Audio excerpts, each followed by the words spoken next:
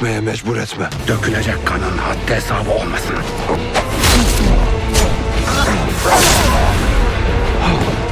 Bir düzenbazın canı için hanedan kan akıttın Sultan Melikşah. Bu hesap burada kapanmayacak. Durun! Onun ile uğraşacak vaktiniz yoktur. Beni bırakın sultanım.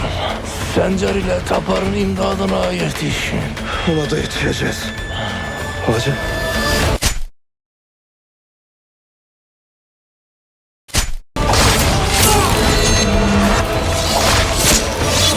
Buradan kaçmalarına müsaade etmeyin.